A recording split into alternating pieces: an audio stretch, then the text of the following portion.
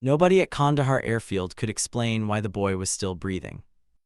He had been brought in on a litter at 3:40 hours, wrapped in a thermal blanket already soaked through with blood the color of rust, his chest making a sound that the flight surgeon on duty later described as a door hinge in a hurricane. He had no readable blood pressure. His pupils were unequal. The field hospital's senior trauma team had worked on him for 41 minutes before calling a halt, not because they had given up exactly, but because the math had stopped making sense. You can only push so much saline into a body that has forgotten how to hold it. You can only compress a chest wall that is fractured in 4 places for so long before the hands doing the compressing become the thing causing the damage. The senior surgeon, a lieutenant colonel named Brathwaite who had done 3 deployments and seen things that did not leave a man's dreams easily, had straightened up from the table, pulled his gloves off with 2 clean snaps and said, "Time of death, 4:21. That was when the door to the trauma bay opened. She didn't knock, she never knocked. The door swung inward with a pressure seal hiss and she was already moving, already reading the room in the way that people who have spent years reading the sky learn to read everything in layers and vectors, in the geometry of what is moving and what is not. Her flight suit was still on. There was hydraulic fluid on her left sleeve from the pre-flight check she had abandoned when the medevac frequency lit up. Her helmet bag was slung over one shoulder. Her call sign was stenciled in black on a patch above her left breast pocket, 2 words that would, in the months that followed, become something close to mythology on that base. Ghost Meridian. Her real name was Warrant Officer Tavita Failalo, and she was 34 years old and she had been flying rotary wing aircraft for 11 years, and she had a secondary certification in tactical combat casualty care that she had earned on her own time at a school in Fort Bragg that most flight crew never bothered with because it was brutal and expensive and the Army didn't require it. She had completed it twice, once as a student, once as an instructor. She crossed the room in 4 steps. She looked at the boy on the table. She looked at Brathwaite. She said nothing for 3 full seconds, which was long enough for everyone in that room to feel the weight of whatever she was calculating. Then she set her helmet bag down on the floor very gently as if it were something fragile, and she said, "Get me a 14-gauge needle, a chest seal, and 2 units of Oneg, and someone tell me his name." Nobody moved. She looked up. "His name," she said again quietly. "Tell me his name." And Corpsman Adiz Okonkwo, 22 years old and barely 4 months into her first deployment, said, "Rafferty, Ensign Declan Rafferty." Tavita nodded once slowly, the way a pilot nods when she has confirmed her heading and committed to the approach. "Declan," she said to the boy, to the room, to no one in particular. "Okay, let's go." The name Rafferty meant something on that base, and everyone in the trauma bay knew it, and that was part of why nobody had moved when Tavita asked for the supplies. It was not purely shock. It was the particular paralysis that comes when a situation has already been declared finished by someone with rank and authority and institutional gravity, and then a person walks in from outside the hierarchy and refuses to accept the declaration. It creates a kind of social vertigo. The rules say it is over. The rules say the lieutenant colonel called it. The rules say you do not contradict the lieutenant colonel, especially not over a patient he has already pronounced. But Tavita was not contradicting him. She was simply proceeding. Brathwaite watched her pull the crash cart closer with one hand while her other hand pressed 2 fingers against the boy's neck. Not at the carotid. Everyone checked the carotid, but slightly inferior, slightly lateral, a position that most practitioners never used because the landmark was harder to find and the pressure differential more subtle. She held there. She counted. Her lips moved with the numbers but made no sound. "There's no pulse," Brathwaite said. He said it the way people say things that are obviously true, which is to say he said it as a boundary, as a wall, as a reminder of the territory they were standing in. "There's something," Tavita said. She did not elaborate. She picked up the 14-gauge needle that Okonkwo had finally quietly retrieved from the supply cart. She uncapped it.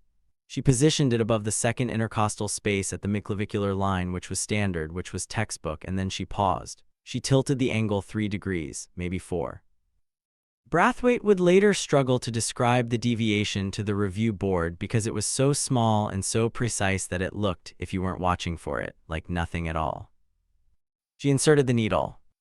The sound that followed was a hiss, brief, pressurized, unmistakable, tension pneumothorax. The left hemithorax had been missed in the initial assessment because the boy's other injuries were so catastrophic that they had drawn every diagnostic eye in the room. The lung had collapsed silently, progressively over the preceding hour, shifting the mediastinum, compressing the heart, simulating cardiac arrest so perfectly that even the ECG trace had been indistinguishable from the real thing. He was not dead. He had been dying in a way that looked exactly like dead. The boy's chest rose. It rose with a wobble and a catch, the way a drowning person's chest rises when they are pulled from water before the oxygen debt has finished its accounting, but it rose. Okonkwo made a sound in the back of her throat that she would later deny making. Brathwaite said nothing. He stood very still, watching, with the expression of a man who is revising a document he believed was already finalized. Tavita reached for the chest seal. "Oneg," she said without turning around. "Now push it warm." There were 7 people in the trauma bay when Tavita Falolo brought Ensign Declan Rafferty back. By morning, the number of people who claimed to have been there had grown to 23. By the end of the week, it was a story being told in the DFAC, in the maintenance bays, in the TOC during the quiet hours between 200 and 400 when the radios are mostly just static, and the night outside the wire is a kind of breathing darkness that the base holds its breath against. The version of the story varied depending on who was telling it. In some versions, she had walked in with her flight helmet still on. In some versions, Brathwaite had tried to physically stop her. In one version that circulated briefly and was later debunked, she had performed the needle decompression with a piece of equipment she had fashioned from materials in her flight bag, which was not true but which had a quality of mythological rightness that made it resistant to correction. The true version was more interesting than any of those. The true version had a texture that the mythologized ones lacked, which was the texture of competence operating under pressure, of a person doing a thing they have trained themselves to do so thoroughly that the training and the doing have become indistinguishable from each other. Tavita had not been dramatic about it. She had not been theatrical. She had been precise. And precision, in a room full of people who have just watched someone die and then undie, has an almost violent impact. What the stories never got quite right was the moment after.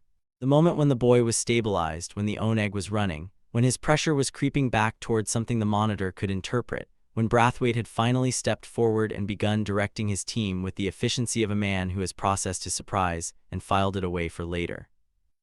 That moment when Tavita stepped back from the table, picked up her helmet bag from the floor, and stood with her back against the far wall, watching.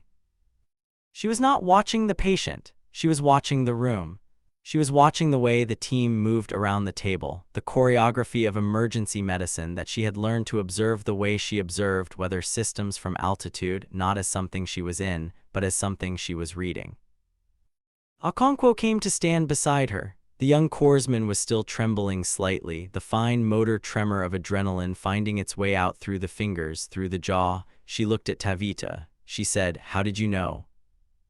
Tavita looked at the boy. At Declan Rafferty, who was breathing on his own now, shallow and thready but present, alive, making the specific and irreplaceable claim of aliveness that all other claims are built upon. "I've seen that chest sound before," Tavita said. "A long time ago, different theater." Okonkwo waited. "When nothing more came," she said, "and the angle, the needle, everyone uses the same angle." Tavita was quiet for a moment. The monitor beeped, the IV pumps hummed. Outside on the flight line, a helicopter was spooling up, its rotors cutting the pre-dawn air into quarters. "Different thorax geometry," Tavita said finally. "Males present wider. The standard angle undershoots in a thin male with compressed intercostals." She paused. "I learned that from someone who learned it the hard way." She didn't say anything after that, but her hand briefly moved to the patch on her chest, to the name there, Ghost Meridian. She touched it the way people touch things that are also graves. Admiral Cormac Rafferty received the call at 6:12 local time in Bahrain, where he was overseeing a joint exercise that had been months in the planning and that would, by his own account, cease to matter to him in any measurable way the moment he heard his son's name in the same sentence as critical but stable. He was a large man, the Admiral. Not physically imposing in the obvious way. He was lean, in his late 50s, with silver at his temples and the kind of posture that comes not from vanity, but from decades of standing on decks while the ocean tried to convince you it was larger than you were.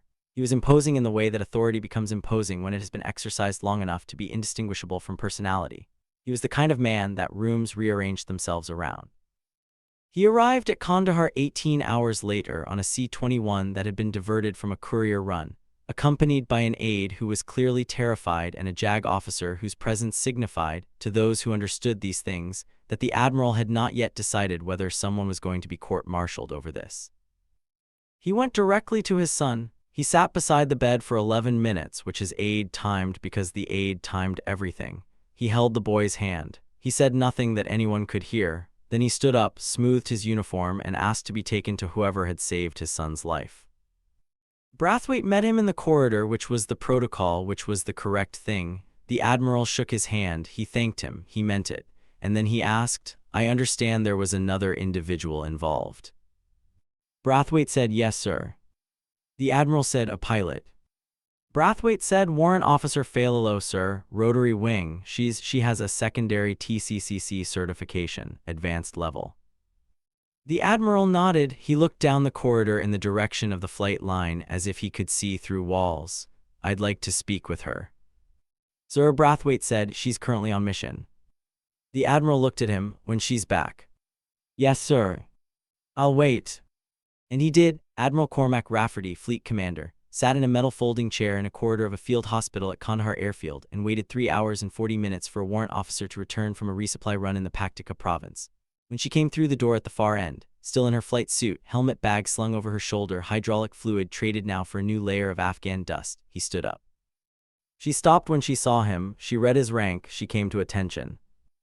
At ease, he said, and then, after a pause that was very long for a man who chose every word like a chess move, my son tells me you spoke to him before you started working on him. Tavita said, yes, sir.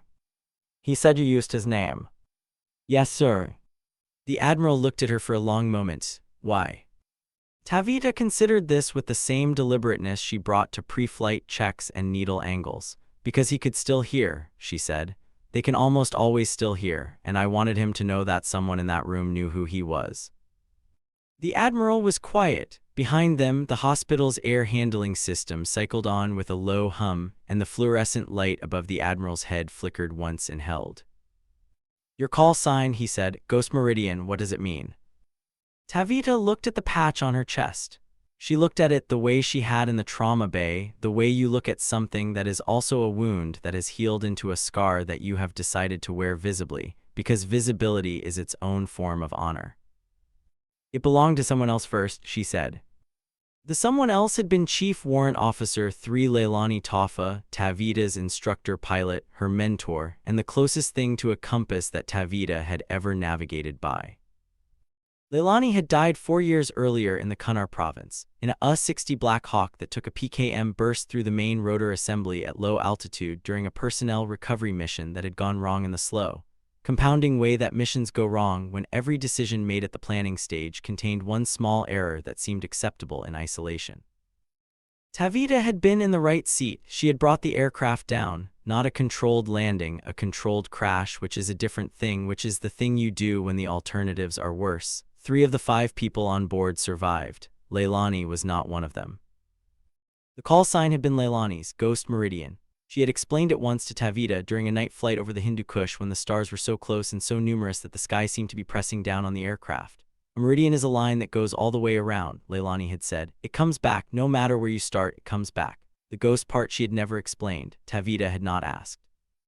Some things you carry without an explanation attached to them, because the explanation would reduce them.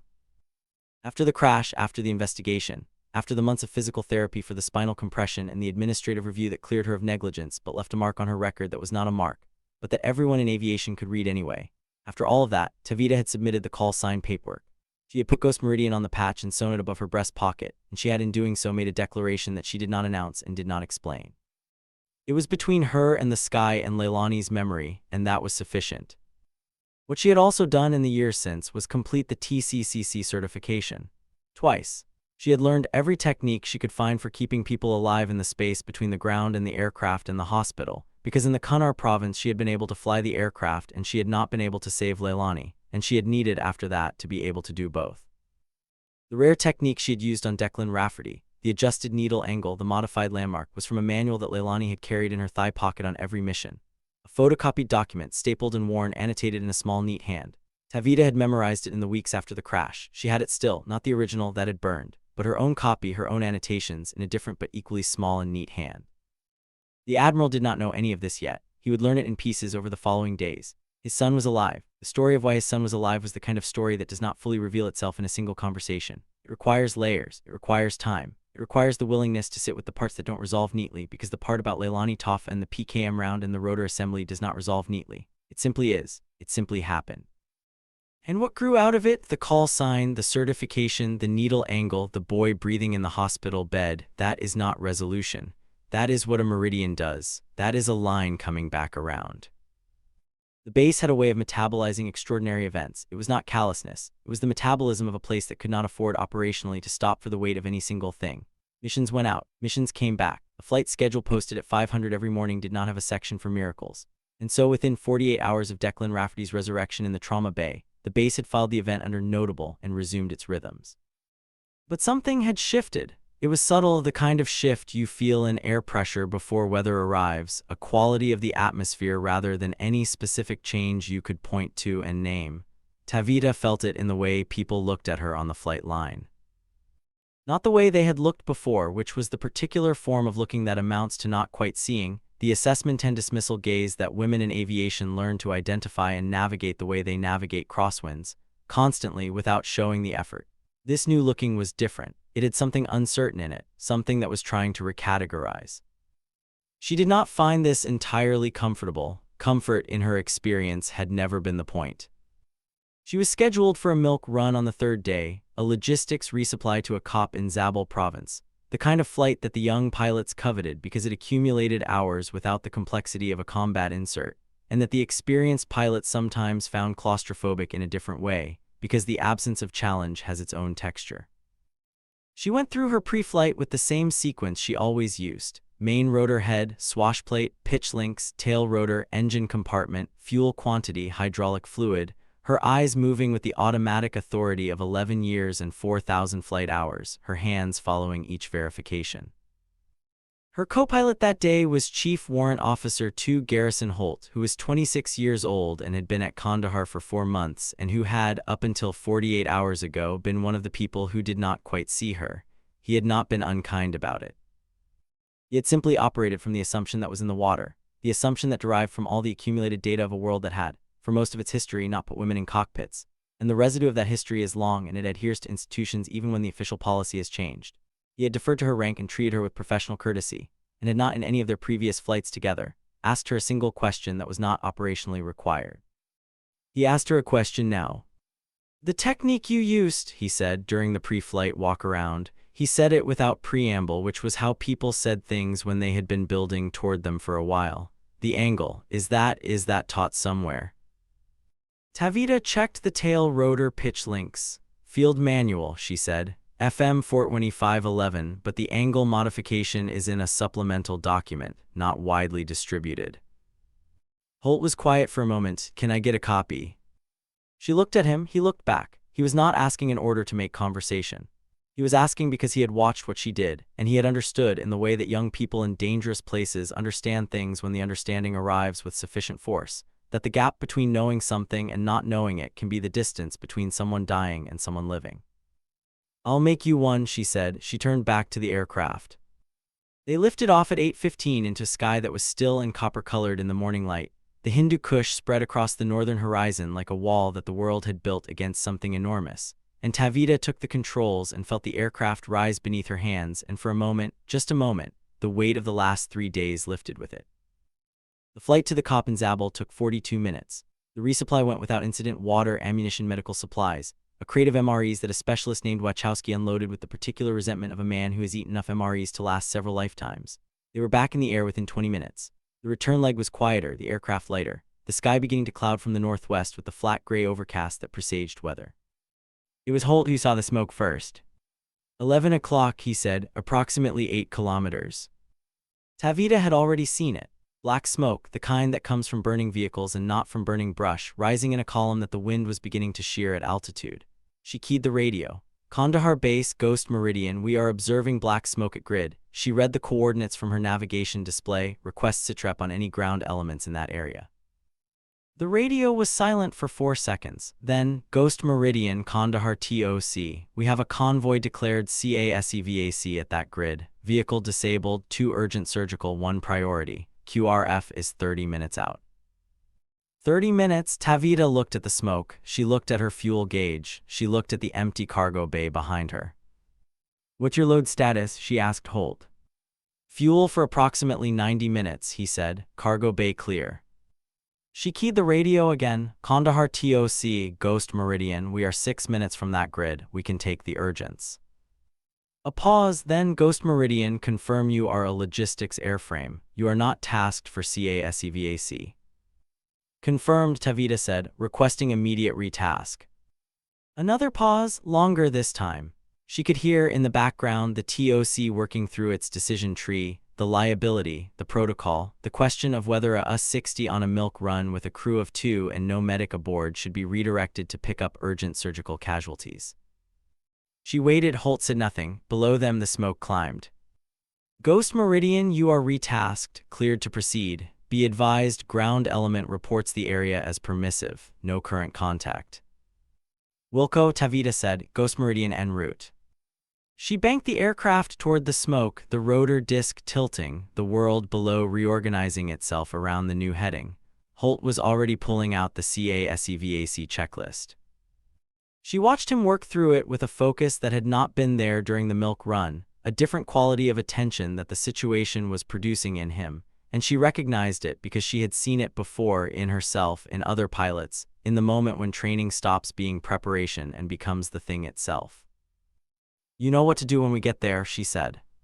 It was not a question. He looked at her. Triage them visually before we load, she said. Tell me what you see. Let me decide what goes in first. He nodded. And Holt, she said. He looked up again. If either of them is unconscious and breathing wrong, come get me before you start anything. He understood what she meant. He had been thinking about needle angles for 3 days. The smoke was closer now, resolved into a specific location. A road that switched back along a ridgeline. 2 vehicles stopped at an angle that told the story of a rapid halt, figures moving in the scrub below. Tavita brought the aircraft down in a spiraling approach that minimized her time in the exposure window, set it down in a clear area 70 meters from the vehicles, and had the cargo door open before the rotors finished their deceleration curve. The 2 urgents were a staff sergeant named Mwangangi, who had taken shrapnel through the left thigh and was conscious and furious about it, and a private first class named Bosolil, who was not conscious and whose breathing had the specific irregularity that Tavita had learned to read as a warning. She knelt beside Bosolil in the dust while the soldiers moved Mwangangi toward the aircraft. She put her fingers where she always put them, not quite at the carotid, a fraction inferior, a fraction lateral. There was something. She looked at Holt, who had followed her out and was standing with his hands open, waiting. 14 gauge, she said, my kit, left side cargo pocket. He ran for the aircraft. He stayed with the boy in the dust. Bosolil, French name, Louisiana maybe or Quebec, the kind of geography embedded in surnames that carries a whole history of movement and settlement and war. He was 19 years old. She could see it in the softness still around his jaw, the way youth persists in the face even when the body has been given a rifle and a uniform and the full weight of someone else's geopolitical mathematics. She put her hand on his sternum. She felt the mechanics of his chest. The overinflation on the right side, the asymmetry. Okay, she said to him, to the dust, to the sky above, which was going gray now with the incoming weather. I have you. Holt arrived with the kit. She worked. The hiss came slightly different pitch than Rafferty's had been, the same essential message. His chest equalized. His breathing shifted towards something a monitor could interpret if there had been a monitor, which there was not, but she was reading it with her hands and her eyes and 11 years of understanding how bodies behave when they are fighting themselves. She stood, she picked up the kit, she looked at Holt, who was staring at her. Load him, she said, Mwangangi first, then Bosolil. We're 4 minutes to the hospital. They were in the air in 3. In the cockpit, climbing through 2,000 feet, the weather coming in from the northwest and the base still 22 miles out, Tavita set the aircraft on its heading and keyed the radio.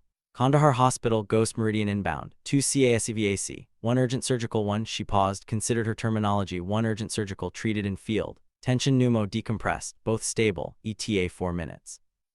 In the cargo bay behind her, Holt was monitoring both patients. She could not see him. She could hear through the intercom his voice relaying vitals with a steadiness that had not been in him 3 days ago. The steadiness of someone who has learned a new angle, who has added a degree or 2 of deviation to the standard approach and found that the standard was not, in fact, the limit. The hospital's landing pad appeared below through the cloud base, the X of it resolving from the gray the way landfall resolves on a long ocean crossing, with the specific relief of a destination that you were not entirely certain you would reach. She put the aircraft down in the center of the X. The flight surgeon who received Bosolil at the pad was not Brathwaite. It was a younger doctor, a captain named Osai, who had completed his residency 18 months earlier, and who had in those 18 months seen more than his residency had prepared him for, which is the standard condition of combat medicine. He read the boy on the litter with fast, experienced eyes and then looked up at Tavita, who had jumped out to help transfer, and said, field decompression. Yes, she said, 14 gauge second intercostal midclavicular, adjusted angle. Osai looked at her, he looked at the placement of the needle, he looked back at her. Who taught you that?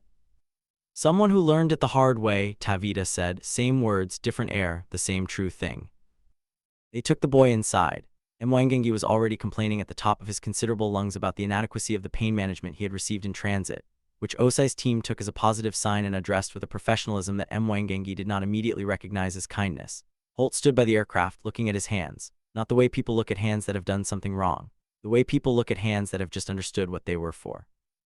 Tavita walked back to the aircraft. She completed her post-flight checks. She logged the flight hours. She noted the retask in the mission record. She did all the administrative things that keep aviation functioning, the bureaucratic connective tissue of military flying that persists regardless of what the mission contains, because the records must be accurate and the records must be complete, and the sky does not care about paperwork but the institution does.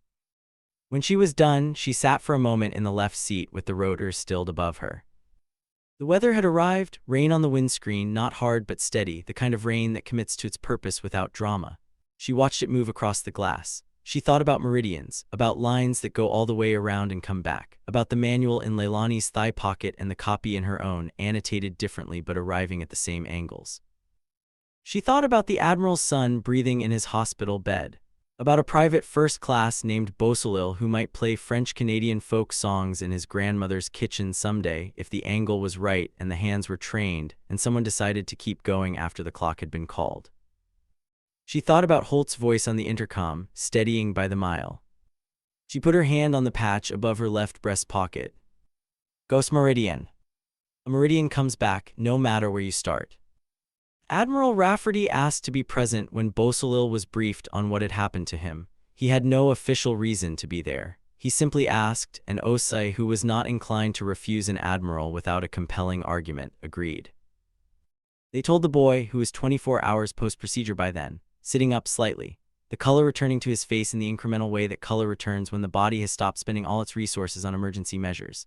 They told him that a pilot had performed a field decompression that had kept him alive for 4 minutes in an aircraft at altitude with no medical equipment, except what was in a kit in a cargo pocket.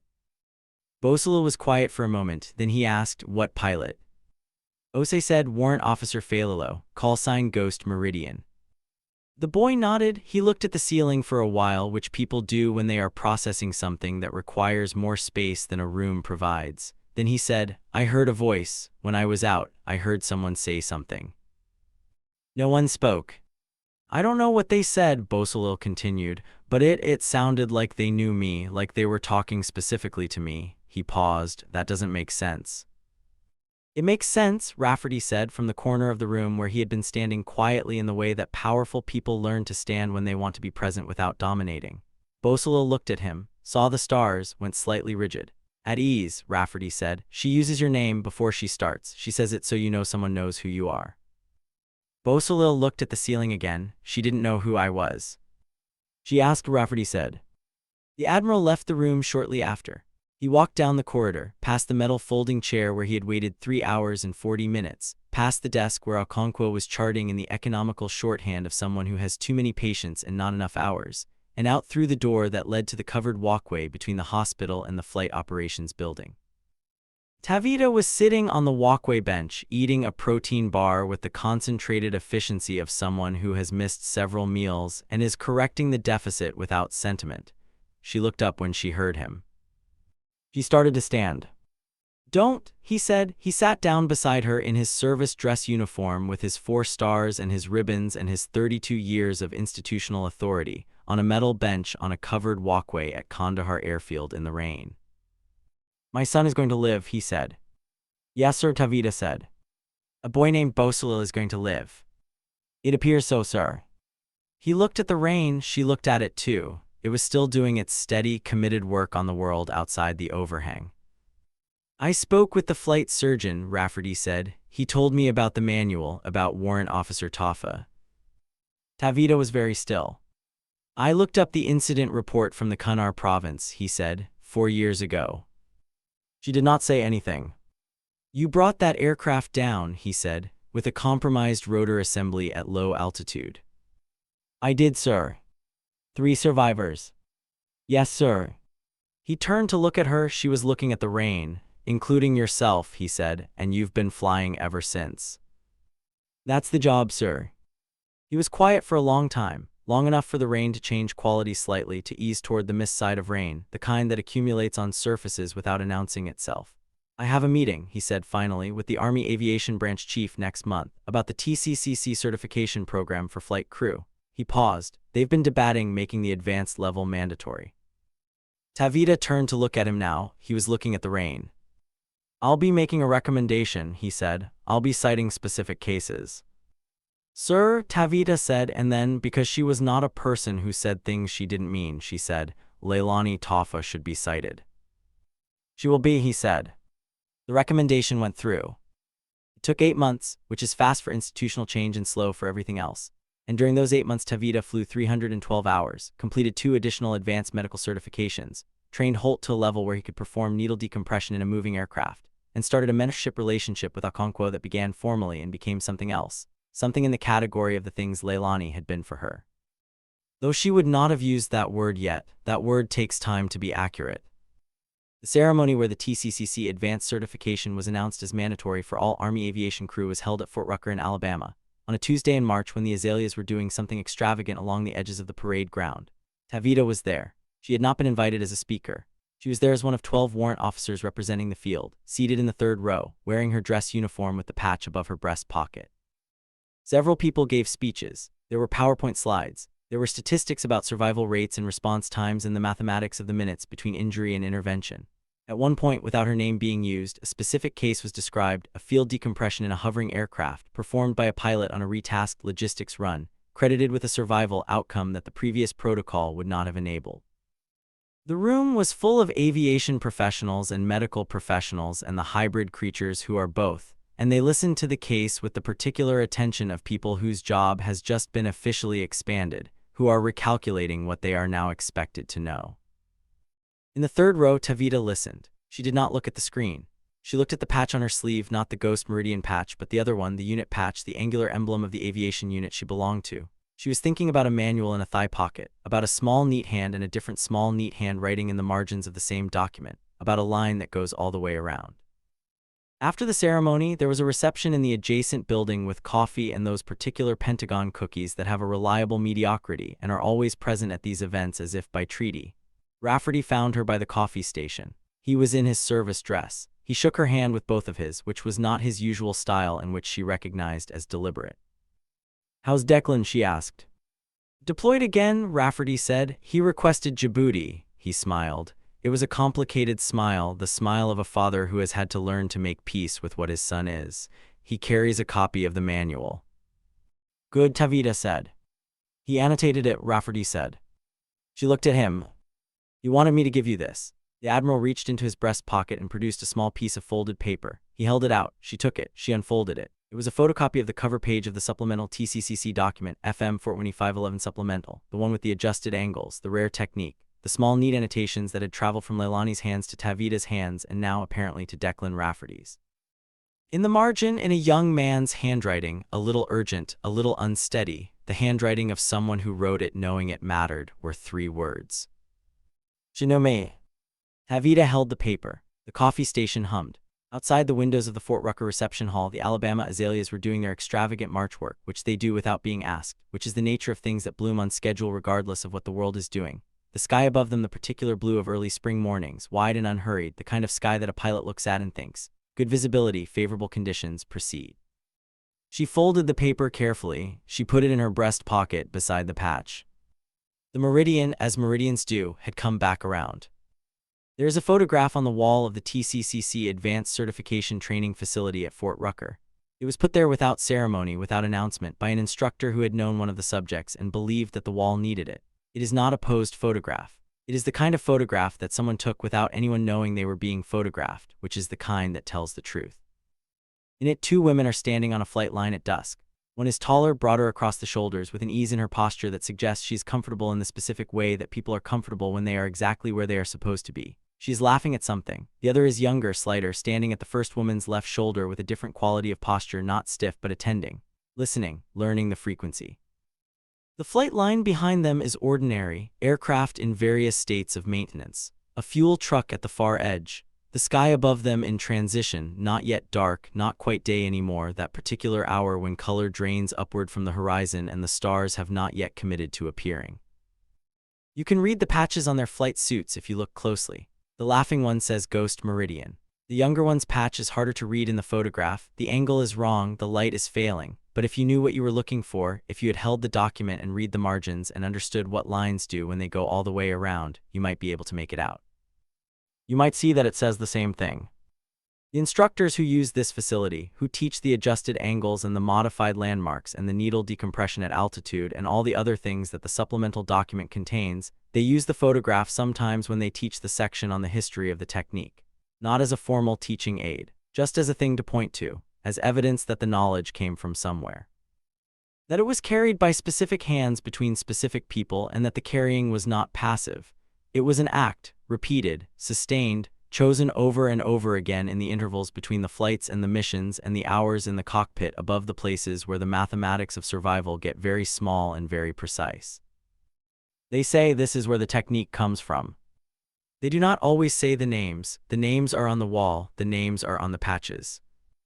The names are in the margins of a document that has been photocopied so many times the original is conceptual now. A Platonic ideal of a tactical medical manual that exists primarily in its copies, in its annotations, in the hands of people who carry it the way Leilani Toffa carried it, in a thigh pocket in the field, in the specific gravity of a place where the difference between a standard angle and a corrected one is the difference between a boy who breathes and a boy who does not. Tavita Falilo retired from Army Aviation 7 years after the night in the trauma bay at Kandahar. She had by then 4,912 flight hours, 2 distinguished flying crosses, a meritorious service medal, and a record that the branch chief described in the official retirement remarks as a masterclass in the integration of tactical and medical competency. She sat through the remarks in her dress uniform on a Tuesday in the same Fort Rucker parade ground where the Azaleas did their annual extravagance, and she received the flag with both hands and she did not cry, which was not stoicism but precision. She had cried in private years earlier in a specific way and for a specific person, and it had been sufficient. She went to work the following week as a contractor for the TCCC Advanced Program, writing curriculum, teaching the adjusted angle. She sat at the front of the room in civilian clothes with the same quality of attention she had brought to every cockpit, layered, vectored, reading the room for who was getting it and who needed a different approach. On the first day of every new class, she started with the photograph on the wall. She said, "The person on the left is my instructor. Her name was Chief Warrant Officer 3 Leilani Toffa, and she died in the Kunar province in a helicopter that I was also in, and I have thought about her every day since. The technique I am going to teach you this week was in a manual she carried in her thigh pocket. I memorized it and I modified it and I taught it to a co-pilot named Holt who now teaches it to his students, and Holt's students will teach it to their students. That is what a meridian does." She paused, new students every time, different faces. The same quality of listening, the listening of people in dangerous professions who have understood that the gap between knowing and not knowing has a specific measurement, and that the measurement is a life. "Before you start on any patient," she said, "you ask their name, you use it. They can almost always still hear, and they need to know that someone in that room knows who they are." She let that settle. Outside the classroom windows, the Alabama sky was doing what it always did, wide, blue, unhurried, full of the invisible lines that pilots navigate by, the meridians and parallels and headings and vectors that make the sky a readable document if you have learned its language. A sky that goes all the way around, a sky that comes back. "Let's begin," Tavita said. And they did.